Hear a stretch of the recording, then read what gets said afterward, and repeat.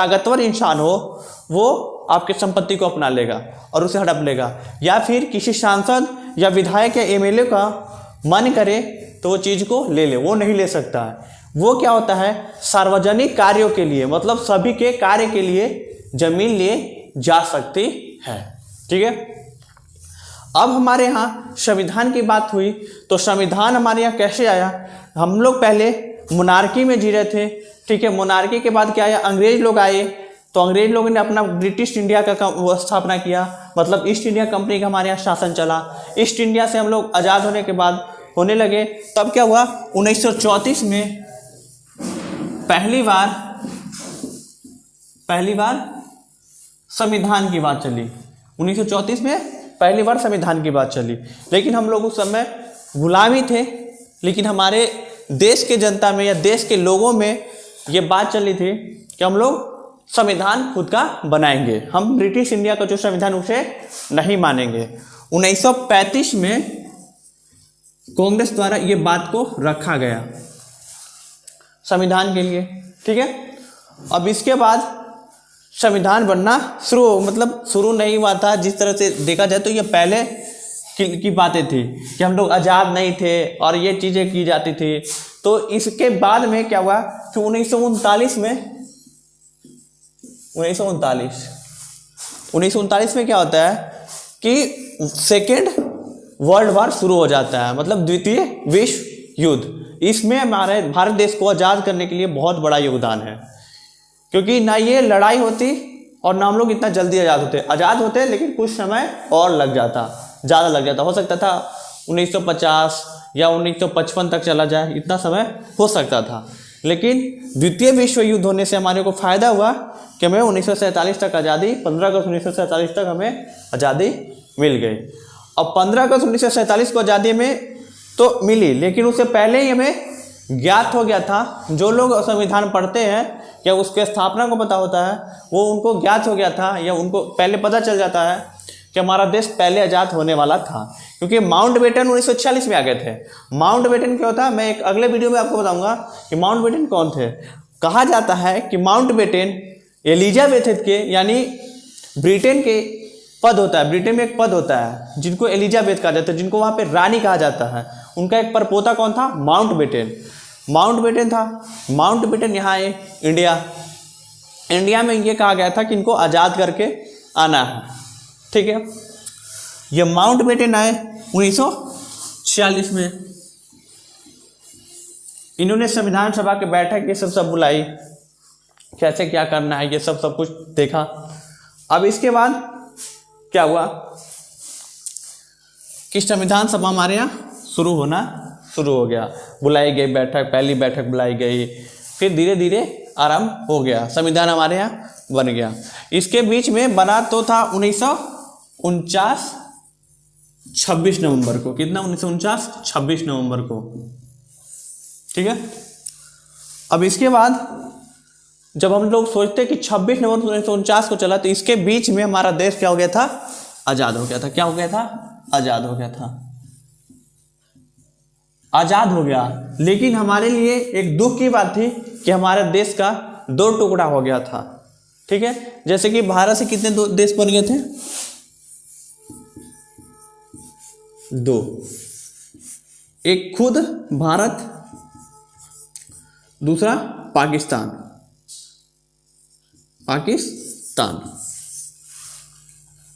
ठीक है, ये लोग बात हो गई। ये तो हम लोग बेसिक जानकारी जान लिए कि संविधान किस तरह से हमारे यहाँ आना शुरू हुआ था और किस तरह से आया। अभी का हम लोग जो सिचुएशन चल रहा है और जो लोग हम जानते हैं कि भाई संविधान ज़रूरत है, संविधान हमें बहुत कुछ देता है कि इससे हमें इतना ताकत मिलता है, लेकिन आम लोग जो होते हैं वो इसका उपयोग नहीं कर पाते हैं। और हमारे यहाँ के जो नेता होते हैं वो अपने आप को क्या मानते हैं, सर्वशक्तिशाली, कि हमसे ज़्यादा शक्तिशाली कोई इंसान नहीं है। तो संविधान बनाने का भी उन्हीं को ज़्यादा तौर पे हक मिला है कि वही बना सकते हैं, क्योंकि हम लोग सांसद विधायक ये सब को वोट कर देते हैं, मत दे देते हैं और ये नियम बनाते हैं। जैसे कि भी किसान बिल आया तो किसानों को ये अच्छा नहीं लगा, लेकिन उन्होंने तो बिल पास कर दिया था, सरकार झुकने लायक नहीं थी। हालांकि सरकार अपनी गलती मानी और इस बिल को वापस लेने के तैयार हो गई।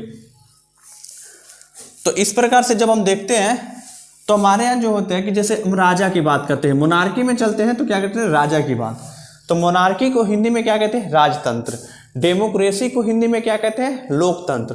तो राजतंत्र में क्या होता है कि राजा का बेटा राजा बनता है, या राजा के कोई भी खानदान से हो वो राजा बनेगा, या वो अपने राज्य पे शासन करता है। शासन करना मतलब उस राज्य के उस क्षेत्र में अपना सैन्य व्यवस्था, टैक्स वसूलना वहाँ से सब कुछ देखना वहाँ का कार्यकाल।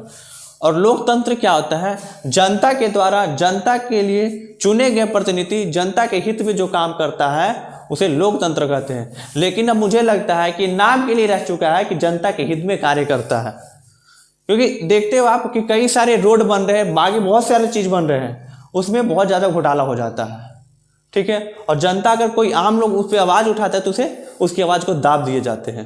जैसे कि हमारे पास 6 फंडामेंटल राइट है अभी के मामले में, ठीक है। फंडामेंटल राइट हमारे पास कितने हैं, 6। फंडामेंटल राइट को अगर कोई आपका हनन करता है, आपको इसको कोई मतलब तोड़ देगा कि आपके साथ जबरदस्ती कर रहा है, छीन रहा है, तो क्या होता है, आप हाई कोर्ट जा सकते हो या डायरेक्ट सुप्रीम कोर्ट जा सकते हो, और आपकी केस को पहले देखी जाएगी कि आपके लिए क्या है, देखा गया। वैसे तो हमारे देश में कहा जाता है 3-4 करोड़ हमारे यहाँ क्या है, केस लटका हुआ है, लेकिन इसको बहुत ज़्यादा पहले देखा जाएगा। लेकिन ये सब चीज़ों लोगों को पता नहीं है कि फंडामेंटल राइट क्या होता है। बहुत कम लोग जो पढ़ते हैं उनको आता है, बाकी लोग को नहीं आया पता है। तो फंडामेंटल राइट, इसीलिए हमें क्या पढ़ना चाहिए, भारतीय संविधान, ठीक है। भारतीय संविधान में अनुच्छेद 395 है। अनुच्छेद कितने हैं, 395। टोटल अनुच्छेद कितने हैं, 395। कितने अनुच्छेद है टोटल, 395। भाग कितने हैं, 22। भाग कितने हैं, 22, ठीक है। तो आइए इस तरह से हम लोग एक एक करके अनुच्छेदों को पढ़ेंगे और भागों को पढ़ेंगे, ठीक है।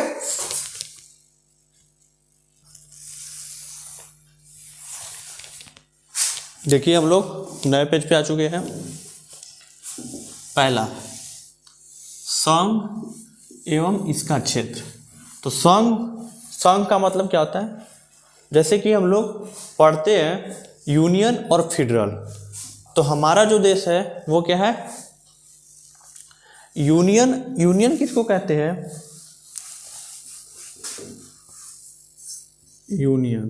यूनियन बोले तो एक ऐसा समूह जिसमें सब लोग मिलकर एक समूह बनाया, कुछ लोग मिलकर एक समूह बनाए हो, ठीक है, उसे यूनियन कहते हैं। लेकिन हमारा जो देश भारत है वो क्या है, संघ है। हमारा देश भारत, हमारा देश भारत राज्यों का संघ है, क्या है, संघ है।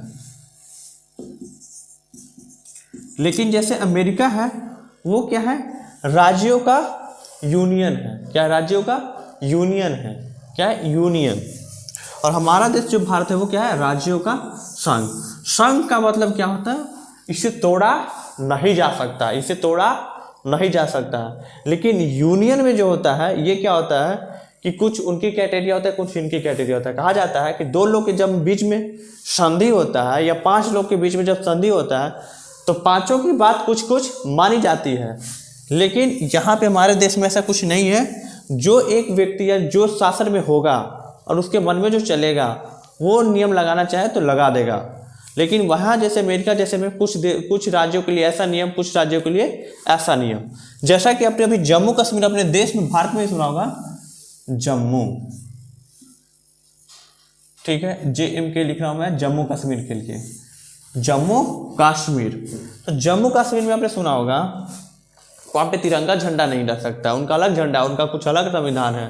370 धारा 35 है, ये भी मैं बताऊंगा। 370 धारा क्या है कुछ दिनों के बाद, 35A क्या है। तो जब आपने ये सुना तो ये क्या होता है कि भाई देखो, अब आप एक देश से जुड़े हो, एक संघ से जुड़े हो, और आप कह रहे हो कि खुद का चलना चाहिए, तो ऐसा तो सही नहीं है। आप एक परिवार से जुड़े हुए हो, आप परिवार के मुखिया की बात नहीं मानोगे तो ये गलत बात है या नहीं गलत बात है? गलत बात है। ठीक है, तो वही कहा गया संघ के नाम और राज्यों के क्षेत्र कहाँ से कहाँ है इसका संबंध 1 से लेके 41 अनुच्छेद तक इससे संबंधित आते रहेगा। जैसे 5 से लेकर हम 5 में चाहते हैं तो उसमें नागरिकता कानून है 5 से 11 तक में, किसमें 5 से 11 तक में नागरिकता कानून। 11 से जब हम जाते हैं 11 से हम लोग कहाँ तक जाते हैं 35 तक, 11 से 35 तक, 11 से 35 तक जाते तो क्या है मौलिक अधिकार क्या है, मूल अधिकार यानी मौलिक अधिकार फंडामेंटल राइट इसका है। लेकिन संबंध क्या आता है 1 से 41 तक में, 1 से 41 तक में संबंध किससे आता है संघ से, किससे आता है संघ से। देखो अब इसी में क्या कहते हैं राज्यों के क्षेत्र, जो राज्य के क्षेत्र है तो उसमें अगर सरकार चाहती है, भारत सरकार यानी हमारी केंद्र की सरकार, कि मान लो कि यूपी का कुछ हिस्सा बिहार में डाल दिया जाए और उसका नाम बदल के कुछ और कर दिया जाए तो किया जा सकता है, या बिहार का कुछ हिस्सा यूपी में डाल दिया जाए और उसे नाम कर बदल दिया जाए तो स्थान परिवर्तन अपने देश में कराया जा सकता है। इसलिए लड़ाई भी होता है, कई राज्य हैं इसके बीच में लड़ाई भी चलते हैं। अब क्या है सी में ऐसे क्षेत्र जिन्हें किसी भी समय द्वारा अधिकृत किया जा सकता है। अब सरकार चाहे जैसे केंद्र शासित प्रदेश तो उनके अपने अंदर में केंद्र सरकार ले सकती है। ठीक है, तो ये होता है संघ एवं इसका क्षेत्र।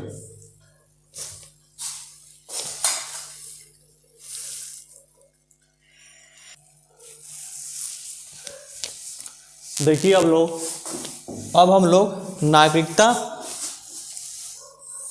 पढ़ेंगे। नागरिकता क्या होता है, किसी भी देश में किसी भी राज्य में रहने वाले लोग हैं तो उनको नागरिक नहीं कह देंगे कि भाई आप इस देश के नागरिक हो, कोई विदेश से भी आ सकता है।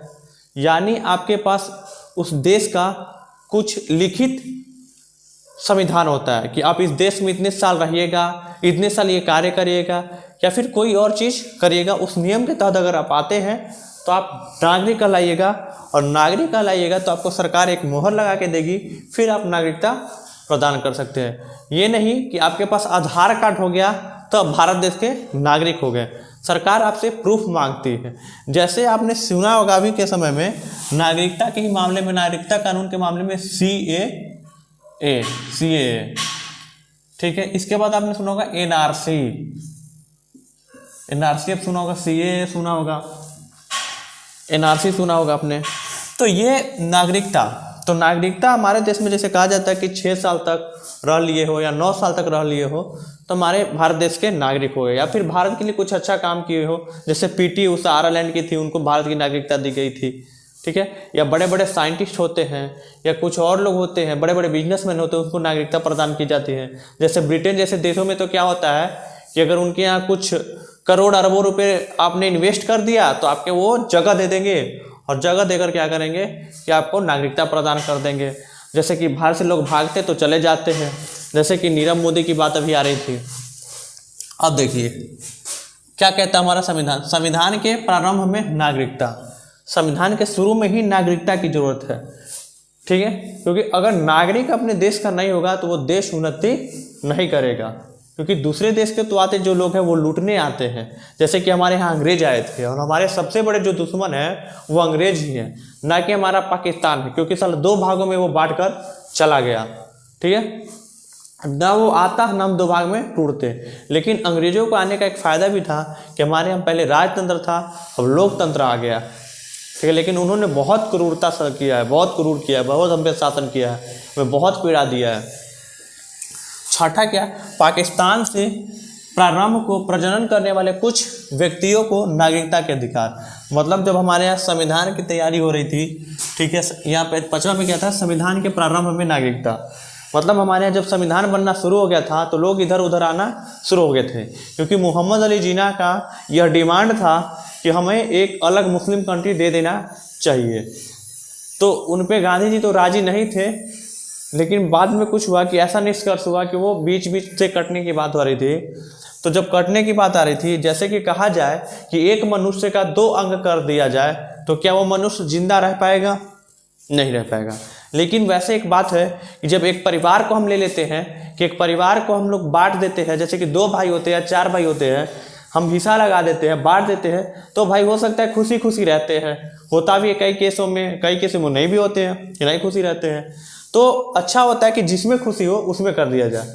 तब क्या हुआ कि मोहम्मद अली जिन्ना ने क्या किया कि पाकिस्तान का डिमांड किया और पाकिस्तान को किसी न किसी तरह से दे दिया गया। इसका भी एक कहानी है कि कहा जाता है कि माउंट बेटन अगर गए थे पंडित जवाहरलाल नेहरू के पास कि पाकिस्तान को दे दिया जाए उनको, मोहम्मद अली जिन्ना को, तो ये नहीं तैयार थे जवाहरलाल नेहरू। लेकिन जब इनकी पत्नी गई थी माउंट बेटन की, तब ये तैयार हो गए थे। पता नहीं कुछ चर्चा मीटिंग चला था, इसके बाद हो गया।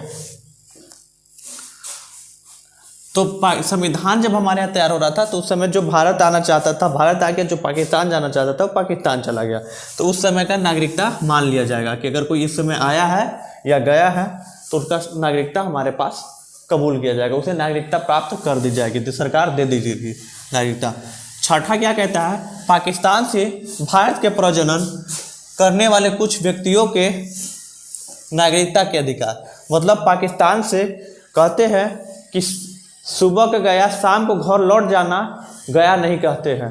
तो कुछ समय में अगर गए वो लोग और वो वापस चले आए तो उनको नागरिकता मिल जाएगा। तो ये छठा हो गया। सातवां क्या है? पाकिस्तान से प्रजनन करने वाले कुछ व्यक्तियों की नागरिकता। सबसे इम्पोर्टेंट जो है 8वां है, जो आपने सुना होगा कि हमारा जब देश डूब रहा था तो किसने बचाया था? एनआरआई ने बचाया था। एनआरआई का मतलब क्या होता है? हमारे देश से बाहर वो लोग रहते हैं, लेकिन बाहर से विदेशों से वो पैसा कमाकर हमारे देश में भेजते हैं, और जब देश में पैसा भेजते हैं तो उस पर एक मोटा टैक्स लगता है जो सरकार लेती है। ठीक है, तो भारत से बाहर रहने वाले भारतीय मुल्क के कुछ व्यक्तियों के नागरिकता के अधिकार। अब ये कैसे है? जैसे कि इसमें कौन कौन रह सकता है बाहर? कुछ विद्यार्थी रह सकते हैं, कुछ बिजनेसमैन रह सकते हैं, जैसे कुछ कारीगर रह सकते हैं, कुछ इंजीनियर रह सकते हैं, कुछ डॉक्टर रह सकते हैं, या कुछ ऑफिसर रहते हैं। जैसे दूतावास होता है तो वो लोग दूतावास में रहते हैं, तो उन्हें गवर्नमेंट प्रोवाइड करवाती है, लेकिन गवर्नमेंट जब प्रोवाइड कराती है उस पर कोई टैक्स नहीं होता है। जैसे कि इंजीनियर रहते हैं तो इंजीनियर पर टैक्स कोई नहीं होता, लेकिन उनकी कंपनी टैक्स देती है उनके बाद बदले। या फिर अगर कोई कारीगर जाता है काम कर ले, या कोई व्यक्ति पर्सनल जा रहा है या घूमने जाता है, तब ऐसा होता है। जैसे कि एंग्लो इंडियन सुना होगा, एंग्लो इंडियन क्या होता है कि जब इसमें बताऊंगा अभी मैं नागरिकता में ही 3 और है, मैंने नहीं लिखा है, वो अगले वीडियो में बताऊंगा आपको कि एंग्लो इंडियन जो होते हैं कि उनके पिताजी हो विदेशी हो, मतलब उनके जो पिताश्री हैं वो विदेशी हो, लेकिन उनके माताजी कहाँ के हो? इंडिया को, उसे एंग्लो इंडियन कहा जाता है। उनको भी नागरिकता मिलेगा। हमारे यहाँ पहले था कि जब नागरिकता बनने की बात आ रही थी तो कहा गया कि जो बच्चा भारत में जन्म ले लिया है उसे भारतीय कहा जाएगा। तो ऐसा तो कोई है आया कि भाई कोई विदेश से आ रही हैं मोहतरमा, तो बच्चा जन्म कर दी भारत में तो भारतीय हो जाएगा? ऐसा तो होना नहीं चाहिए। तो विदेश से आया लड़का भारत में जन्म हो गया तो वो क्या विदेशी भाई इंडियन हो जाएगा? नहीं होगा। लेकिन ऐसा चल रहा था कुछ बातें कि ऐसा होना चाहिए कि भारत में जन्म ले लिया तो भारतीय, ऐसा तो होना नहीं चाहिए। तो ये कानून अब हमारे देश में नहीं है कि हमारे देश में जन्म ले लिया तो वो हो गया, जहाँ का है वहीं का होगा। ठीक है, तो अब इसके बाद क्या आता है कि भारतीय, तो कौन कौन बाहर रह सकता है? स्टूडेंट रह सकते हैं, ठीक है, इंजीनियर रह सकते हैं, डॉक्टर रहते हैं, बिजनेसमैन रहते हैं। तो ये लोग बाहर रहते हैं, तो एक मोटा टैक्स पे करते हैं। कुछ कारीगर रहते हैं जो कोई काम करते हैं किसी चीज़ का, तो वो लोग रहते हैं। तो ये वो लोग जो रहते हैं वो क्या करते हैं? सरकार को टैक्स पे करते हैं। सरकार को टैक्स पे कैसे करते हैं? एक तो आपको वीज़ा और पासपोर्ट दिया जाता है, ठीक है, एक देश वीज़ा देती है, दूसरे देश पासपोर्ट देता है कि आपको मेरे यहाँ ये पास किया जा रहा है। पासपोर्ट का मतलब क्या होता है? पास करना, कि हम आपको पास कर रहे हैं, आप हमारे यहाँ आ सकते हैं, रह सकते हैं। वीज़ा कौन देता है? जो अपने देशों पे यहाँ के होते हैं, जिस देश से आप जा रहे हैं, क्योंकि आपको उस देश से सुरक्षित लाना सरकार की जिम्मेवारी है, क्योंकि आप देश के क्या हो? एक अहम संसाधन हो। क्या हो? संसाधन हो, कि आपको देश क्या मानता है, संसाधन मानता है। अगर आप अपने आप को आत्महत्या कर लोगे तो अनुच्छेद 21 के तहत आपको जेल डाल दिया जाएगा। किसके तहत? अनुच्छेद 21 के तहत क्या डाल दिया जाएगा? जेल डाल दिया जाएगा। और क्योंकि आप अपने आप को आत्मदाह या क्या बोलते हैं, आत्महत्या नहीं कर सकते हो, ठीक है। अगर आत्महत्या कर रहे हो आप तो आपको जेल डाल दिया जाएगा। तो ये आप देख रहे हो, इस समय जब आप जान रहे होगे कि 1992 के समय